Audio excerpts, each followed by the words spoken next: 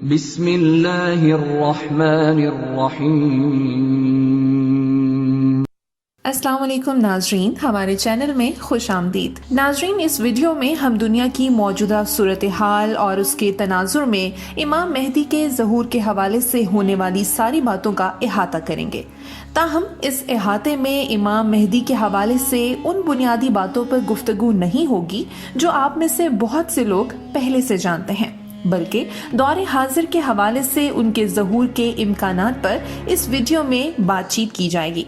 امید ہے کہ آپ کو یہ معلوماتی ویڈیو ضرور پسند آئے گی، لیکن ویڈیو میں آگے بڑھنے سے پہلے آپ سے درخواست ہے کہ آپ ہمارے چینل کو سبسکرائب کریں اور بیل آئیکن کو ضرور دبائیں تاکہ ہر نئی آنے والی ویڈیو آپ تک بروقت پہنچ سکے۔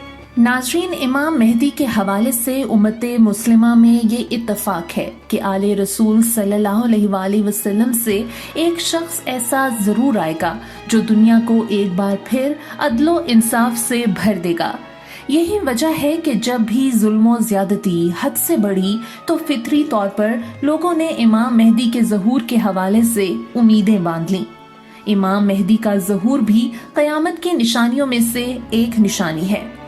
ویڈیو کا آغاز ہم کریں گے کرونا وائرس کے بعد یکدم تبدیل ہو جانے والے حالات سے۔ ناظرین، اس صورتحال کا سامنا دنیا بھر کے باسی پہلی بار کر رہے ہیں۔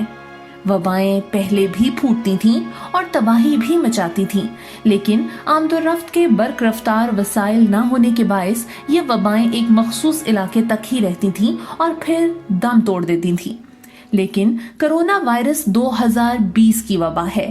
یہ وہ صدی ہے جس میں سائنس اپنے عروج پر ہے اور مہینوں میں طے ہونے والا فاصلہ ہم گھنٹوں کی دوری پر طے کر سکتے ہیں۔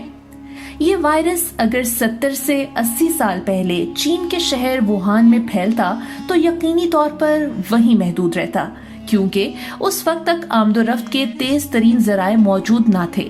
لیکن یہی سائنسی ترقی جو انسانیت کی خدمت کر رہی ہے اس وبا کے پھیلاؤ کا باعث بھی بن گئی اور دنیا بھر میں اس نے لاک ڈاؤن کروا دیا۔ یہ وبا اتنی خطرناک صورتحال اختیار کر گئی کہ اس نے دنیا کے سپر پاور کہلانے والے ملک امریکہ کو بھی بے بس کر کے رکھ دیا، اور یہاں تک باتیں ہونا شروع ہو گئیں کہ امریکہ اب سپر پاور کا سٹیٹس برقرار نہیں رکھ سکے گا۔ ناظرین، یہ تمہید باندھنے کا مقصد یہ تھا کہ آپ کو اس وبا اور دنیا کے بدلتے ہوئے حالات کے درمیان بننے والے تعلق کے حوالے سے بریف کیا جائے۔ کیا اس مہلک وبا کا قیامت کی نشانیوں سے کوئی تعلق ہے؟ ناظرین، عالمی ادارہ صحت اس کو عالمی وبا قرار دے چکا ہے، لیکن یہ کوئی اچنبھے کی بات نہیں۔ اس سے پہلے HIV یعنی ایڈز کو بھی عالمی وبا قرار دیا گیا تھا، لیکن اس کرونا کی وبا میں انوکھی بات یہ ہے کہ اس نے پوری دنیا کا پہیہ جام کر کے رکھ دیا ہے۔ تو کیا اس وبا کا اشارہ ہمیں پہلے مل چکا تھا؟ اللہ سب سے بہتر جاننے والا ہے۔ ناظرین، صحیح بخاری کی حدیث نمبر 3176 میں نبی اکرم صلی اللہ علیہ وآلہ وسلم نے قیامت کی 6 نشانیاں بیان فرمائیں۔ یہ حدیث پاک حضرت عوف بن مالک رضی اللہ تعالیٰ عنہ سے مروی ہے۔ حدیث کی ترتیب کے مطابق ان 6 میں سے تیسری نشانی ایک وبا سے متعلق ہے، جس کا مفہوم یہ ہے کہ پھر ایک وبا جو تم میں شدت سے پھیلے گی، جیسے بکریوں میں طاعون پھیل جاتا ہے۔ صحیح بخاری کی اس حدیث کے بعد دین سے محبت رکھنے والے ہر شخص نے اس پہلو پر ضرور سوچا کہ شاید اب وقت قریب آ گیا ہے اور امام مہدی کے ظہور اور دجال کے خروج کے حوالے سے باتیں زور پکڑ گئیں۔ ناظرین، مسلم امہ اور خاص کر ہمارے معاشرے کا ایک المیہ یہ رہا ہے کہ امام مہدی کے ظہور اور دجال کے خروج کے حوالے سے اعتدال پسند سوچ نہیں رکھی گئی۔ کچھ نے امیدیں ہی امام مہدی کے ظہور سے وابستہ کرنی، جبکہ بعض نے اس کو فینٹیسی سے زیادہ اہمیت نہیں دی، جبکہ ارشاد نبی صلی اللہ علیہ وآلہ وسلم ہے کہ جب ممبروں پر فتنہ دجال کا تذکرہ ہونا بند ہو جائے تو قیامت کا انتظار کرنا۔ ہمارے اپنے اس ملک میں ایسے لوگوں کی بھرمار ہے کہ جب ان کے سامنے فتنہ دجال کی بات کریں تو وہ بات کرنے والوں کو بے وقوف سمجھنے لگتے ہیں اور اپنی دانست میں ایک ایسا ذکر تصور کرتے ہیں جس کا سننا وقت کا ضیاع ہے۔ فتنہ دجال کے حوالے سے ہم اپنی اگلی ویڈیو میں بات کریں گے، لیکن اس ویڈیو میں ہم بات کر رہے ہیں امام مہدی کی۔ وبا سے متعلق حدیث کے بعد علماء کرام بھی اس پر غور و خوض کر رہے ہیں کہ شاید اب یہ وقت امام مہدی کے ظہور کا وقت ہے۔ امام مہدی کے ظہور کی ایک علامت سورج اور چاند گرہن سے متعلق ہے۔ ظہور مہدی کی بڑی علامت 2 گرہنوں کا ایک ماہ میں ہونا ہے۔ کچھ روایات میں بیان ہوتا ہے کہ ظہور مہدی سے پہلے رمضان میں 2 چاند گرہن لگیں گے، جبکہ بعض روایات میں 2 سورج گرہن کی بات ہوئی ہے۔ ماہرین ایک ماہ میں 2 چاند گرہنوں اور 2 سورج گرہنوں کے لگنے کو ناممکنات میں سے قرار دیتے ہیں۔ اگر اس سائنسی پہلو کے بعد اس روایت پر غور کیا جائے کہ امام مہدی کے ظہور سے پہلے رمضان میں 1 چاند گرہن اور 1 سورج گرہن لگے گا تو یہ ناممکنات میں سے نہیں ہے۔ اب سوال یہ ہے کہ کیا ماضی میں ایسا ہو چکا ہے یا مستقبل میں ہونے والا ہے؟ ناظرین، اس کا جواب ہمیں یوں ملتا ہے کہ 1981 میں 15 رمضان 1401 ہجری میں چاند کو گرہن لگ گیا اور اسی ماہ رمضان کی 29 تاریخ کو سورج بھی گرہن زدہ ہو گیا۔ رمضان میں 1 چاند گرہن اور 1 سورج گرہن کا لگنا متحدہ عرب امارات کے ایک ماہر فلکیات کے مطابق ہر 20 سے 23 برس بعد ہوتا ہے، لیکن 1982 میں یعنی اگلے ہی برس 1400 ہجری کے 14ویں رمضان میں چاند کو گرہن لگ گیا اور اسی ماہ 28 رمضان کو سورج گرہن بھی پوری دنیا میں دیکھا گیا۔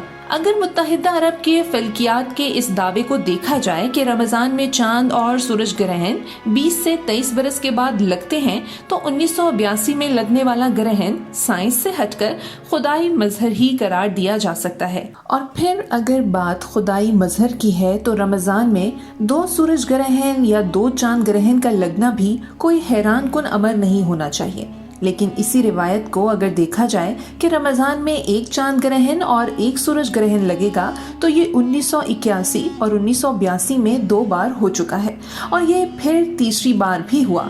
اس بار سال تھا 2003، یعنی ماہر فلکیات کا اس دعوے کے عین مطابق کہ رمضان میں چاند گرہن اور سورج گرہن ہر 20 سے 23 برس کے درمیان لگتا ہے۔ 2003 کو چاند گرہن 14 رمضان اور سورج گرہن 28 رمضان کو ہوا۔ امام مہدی کے حوالے سے ایک روایت یوں بھی بیان کی جاتی ہے کہ آپ کے ظہور سے پہلے ایک دمدار ستارہ جو روشنی دیتا ہوگا مشرق کی جانب سے نمودار ہوگا۔ اس دمدار ستارے کے حوالے سے یہ کہا جاتا ہے کہ جب بھی یہ نظر آتا ہے تو کوئی نہ کوئی اہم واقعہ دنیا میں وقوع پذیر ہوتا ہے۔ یہ تب بھی نظر آیا تھا جب قوم نوح پر طوفان کا عذاب آیا۔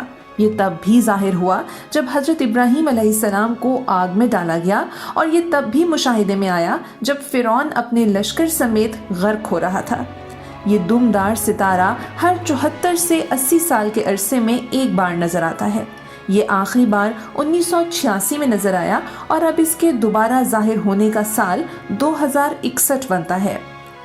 یہاں یہ بات بھی قابل ذکر ہے کہ یہ دمدار ستارہ جب آخری بار نظر آیا تو اس وقت 1981 اور 1982 کو رمضان میں چاند اور سورج گرہن لگ چکے تھے، جبکہ 2003 میں لگنے والے گرہن اس ستارے کے نمودار ہونے کے 17 برس بعد لگے۔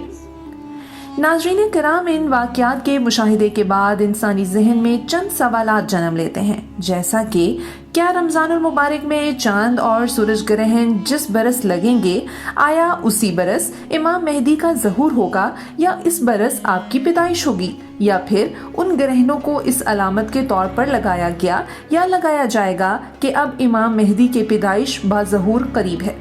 اسی طرح دمدار ستارے کے حوالے سے یہ سوال بھی ذہن میں آتا ہے کہ دمدار ستارہ جب نظر آئے گا وہ امام کے ظہور کا برس ہوگا یا پھر پیدائش، یا یہ نشانی ہے کہ اب ظہور یا پیدائش کا وقت بہت قریب آ گیا ہے۔ اگر 1986 میں نظر آنے والے دمدار ستارے کے حوالے سے کسی امکان پر بات ہو سکتی ہے تو وہ یہی ہے کہ ستارہ نظر آنے کا مطلب امام مہدی کی پیدائش کا برس ہے، کیونکہ اس واقعے کو 34 برس گزر چکے ہیں۔ پھر یہاں اس روایت پر غور کرنا پڑتا ہے کہ امام مہدی کا ظہور 40 برس کی عمر میں ہوگا۔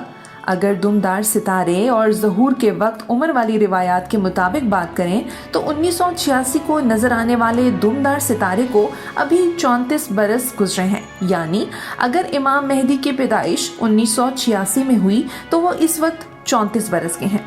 اگر بات رمضان المبارک میں چاند اور سورج گرہن کے حوالے سے کریں تو 1981 میں لگنے والے ان گرہنوں کے مطابق اگر یہ امام کی پیدائش کا وقت تھا تو آج کے مطابق ان کی عمر 39 برس بنتی ہے، اور اگر 1982 میں لگنے والے گرہنوں کی بات کریں تو آج کے مطابق امام مہدی کی عمر 38 برس بنتی ہے۔ اسی طرح 2003 میں رمضان المبارک کے دوران لگنے والے چاند اور سورج گرہن کو 17 برس کا عرصہ گزرا ہے۔ مستقبل کے حوالے سے بات کریں تو ناظرین آئندہ 4 سے 5 برس کے دوران رمضان المبارک میں سائنسی نقطۂ نظر سے کوئی گرہن نہیں لگے گا، اور دمدار ستارے کی بات کریں تو وہ اگلی بار اب 1961 میں نظر آئے گا۔ امام مہدی کے ظہور کے حوالے سے ان دنوں گفتگو زیادہ اس لیے ہونے لگی کہ پوری دنیا کو ایک خطرناک وبا نے اپنی لپیٹ میں لے لیا، اور ایک خطرناک وبا کے حوالے سے حدیث مبارکہ کو پہلے ہی بیان کیا جا چکا ہے۔ ناظرین، امام مہدی کے ظہور کے حوالے سے ہم اگلی قسط میں بھی گفتگو جاری رکھیں گے۔ آپ سے گزارش ہے کہ ویڈیو کو لائک اور شیئر ضرور کریں۔ بہت شکریہ۔ اللہ حافظ۔